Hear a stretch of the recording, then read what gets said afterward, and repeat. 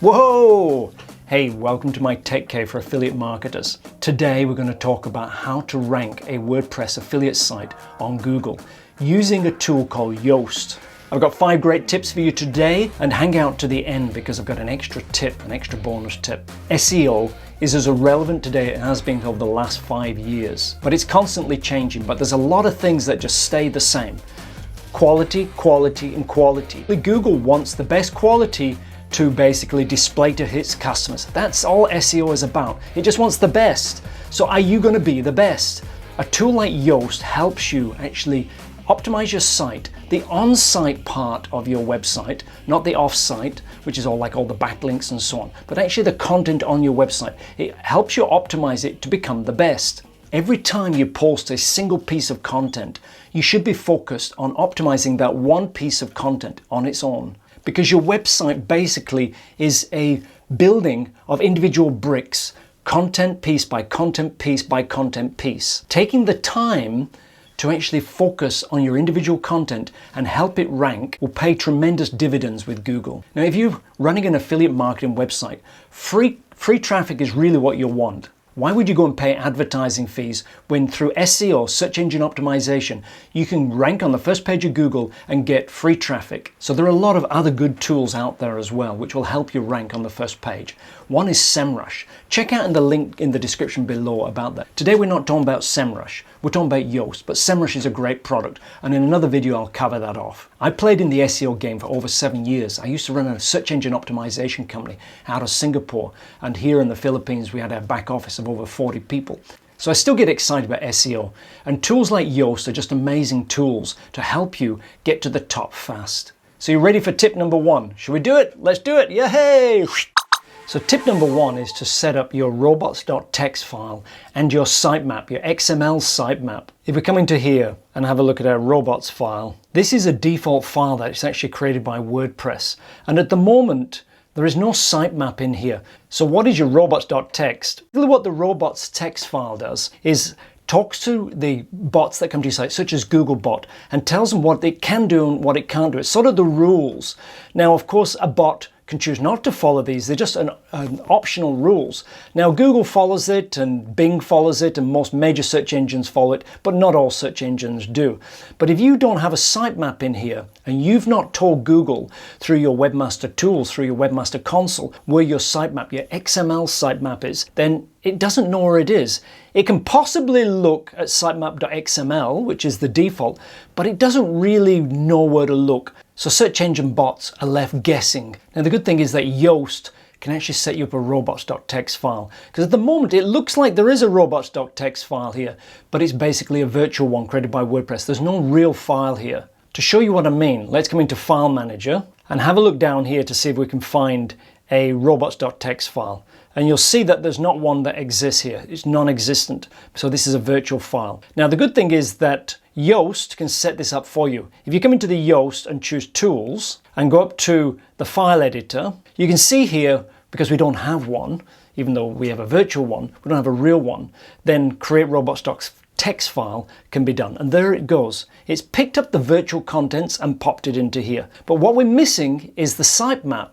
So you might think, well, why did Yoast not add that to here? Well, I thought the same, so I checked up on Google and this was the response. So as you can see here, basically, it doesn't know if you've got other sitemaps or whatever. It doesn't want to play with your site, so it's going to leave it alone. Now let's add it in here, but what do we add? This is a great page to give you information about that. Now notice it's going straight into the sitemap, and there is your sitemap directive. I come back into here and pop it in on the first line. Now, of course, this is the wrong URL, so I need to change this to my URL. Now what is the sitemap name? It doesn't tell me. It doesn't tell me anywhere in this guide. Now, fortunately, I do know, but here's a little tip. I can actually come into my domain, and the default is sitemap.xml. And if you notice, it'll do a redirect to the actual sitemap for the actual site. Yay! So now we can pick that up, come across here, and put it into here. We're done. Woohoo! With the typo. Correct the typo. Save changes and we're good. Yay! So to show you that basically now it's a real file, come back into File Manager and you see there's the file. It's now a real file. Yahoo! So now we'll take a quick peek at our sitemap. You can see that this is a sitemap index. We have sitemaps within sitemaps. And if we want to look at our posts, there's the posts. So we've got 2 simple posts. And you'll see here that there's a category sitemap as well of the uncategorized. So there's a little bit of trash in here. So we're going to soon clean all this up. Okay, tip number 2. Often in the sitemap, there's a lot of trash. Trash as in duplicate content. If you look here inside this example, you can see that there's an author sitemap, a category sitemap. The page is good, the post is good, but do we really need these? If we look into these, you can actually see that there's very little here. In this case, an uncategorized, because there's no categories on this site. This is a demo site. How do I get rid of the category here, and how do I get rid of the author? And if I didn't want the post, how would I get rid of that? Let me show you those right now. Before I do that, take note of the URL here. This is the full URL that you can add to Webmaster Console. Don't go adding these in here. There's just too much. It will actually find those based on the unique top level address. So that's the only sitemap you need to actually add into Webmaster Console. So to control things inside Yoast, let's go into Yoast and have a look. Click into Yoast, click into Search Appearance, and you'll see in here now you've got lots of different tabs. Taxonomies. Now, what the heck is a taxonomy? Here it is from Google, a taxonomy. Well, basically, it's a list of information. Now, if you look into the archives here, you'll see basically that the author archives is on, and it's also shown in search results. So the little help there will tell you a little bit more. And right now it's on. Let's click it off, save it, and then refresh our sitemap, and that author should disappear now. It's gone. Phew. So now you know how to switch the author on and off. Basically, the author is if you've got multiple authors on your website, it will categorize the posts and content for that particular author. Let's have a look at the taxonomies now. Categories, well, we can switch those off. In this case, we don't want the categories. The site's a brand new site. Later on in the future, we might want categories, but right now there's nothing in there. It's just trash. If we show that to Google, it goes like, wow, like no good. So we'll save that, refresh our sitemap, and you'll see straight away that the actual category goes like sayonara, bye-bye.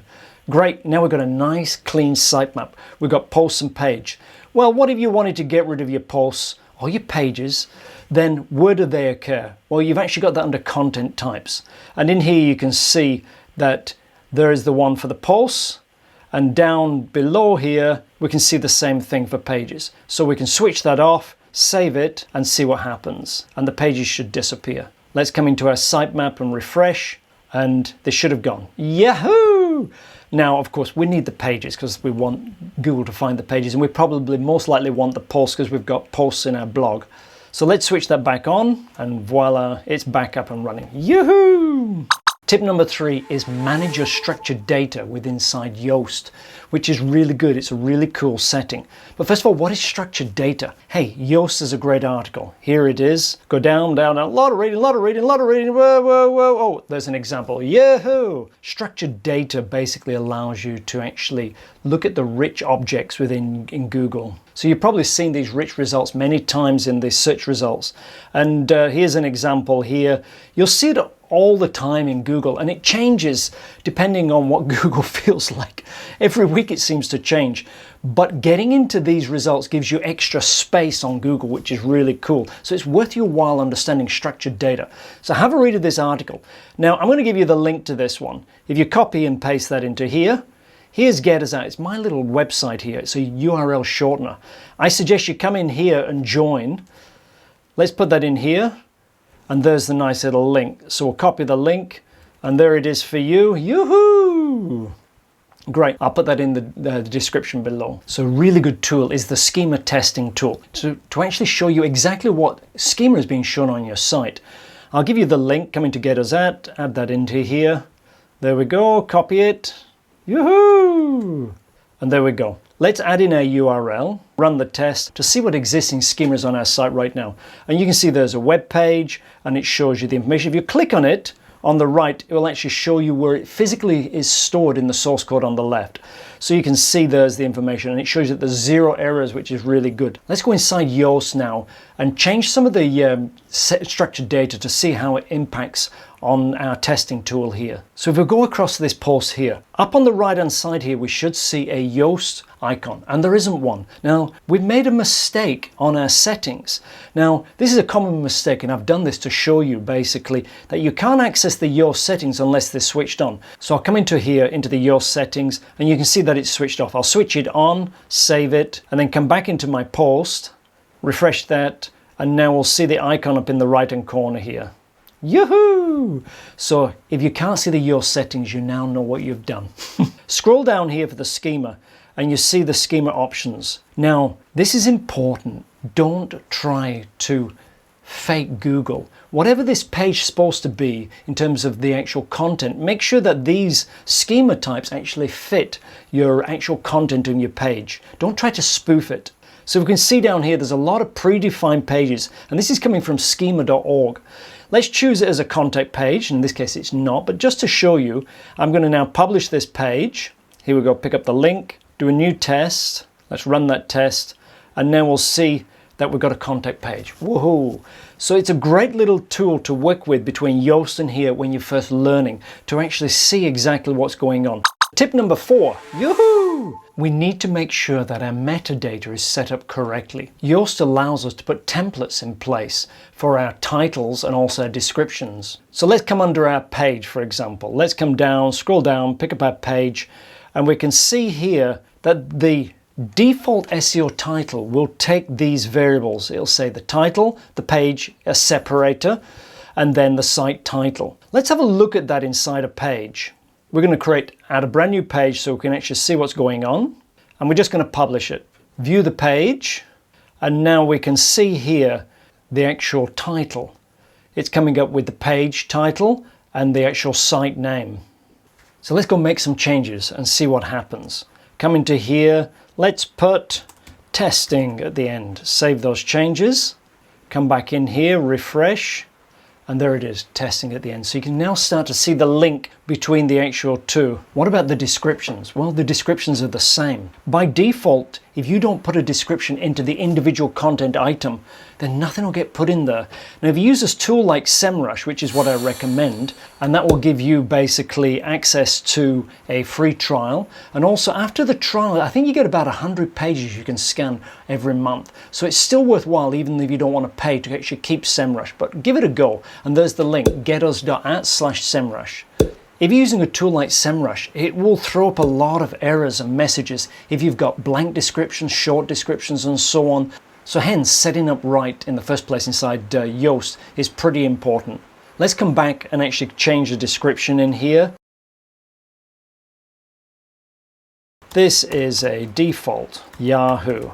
Okay, I'm going to save that now, and I'm going to go and have a look at this test page in the source code. If there's no description, it pops it in there if you actually have it in the template. Isn't that great? Yoo-hoo! Notice that it won't show you the description when you're logged in. This is a default. Yay! So there you go.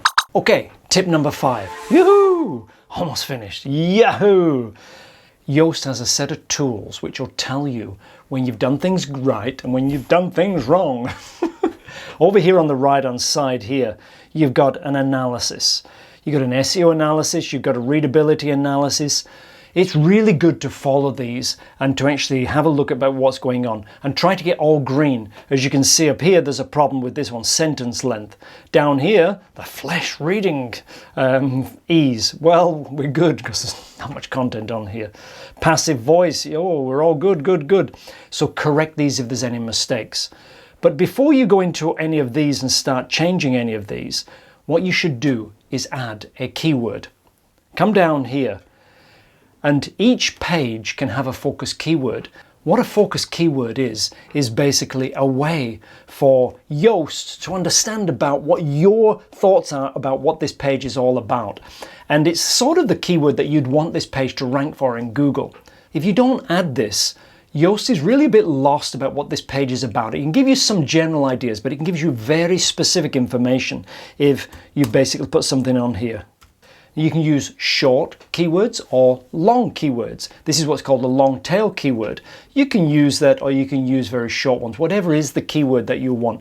And my recommendation is that on your posts, especially your blog posts, you do one post for one keyword. So there's a 1-to-1, and then that way the page can rank the quickest and the fastest, because that page is just about one thing and one thing only. So Google can find out very quickly what that page is about too and rank it to the top. So I promised a bonus tip. Yahoo, here it is. It's a simple tip, but a very useful tip. If we come into here, you can see that Yoast gives us a preview of what Google could possibly display your metadata as on within the search results. And I say possibly because it's not always exact. There's no exact science with Google. So it's an approximation. And you can see here, this is what the search result would look like. Now notice you've got mobile and desktop here. So it will look slightly different in each view. Now if we change something in here, you can see immediately it's showing you the change in the preview. So there you go. Yoo-hoo! Whoa, we're done. Whoa. That was quite a big little venture, wasn't it? Okay, do you want some homework? Here's 3 things to do now. Go and create a getters.at account for yourself and start using those short URLs. They're pretty useful little things. The second thing is go and create yourself a SEMrush account. And like I said, you get a free access to the trial. And after that, you basically get about 100 URLs that you can play with on your site. So it's really worthwhile getting SEMrush. And the third thing, go check out your Yoast settings now on your sites and correct them and have a play and have a lot of fun. And go and check out this video. This is about rank math, and it's about 5 tips about how to use rank math. Rank math is very similar to Yoast, so you can get a very similar type of thing, and it's an up-and-coming plugin that's really super red hot. So thank you for watching. I'll catch you in the next video. Yahoo!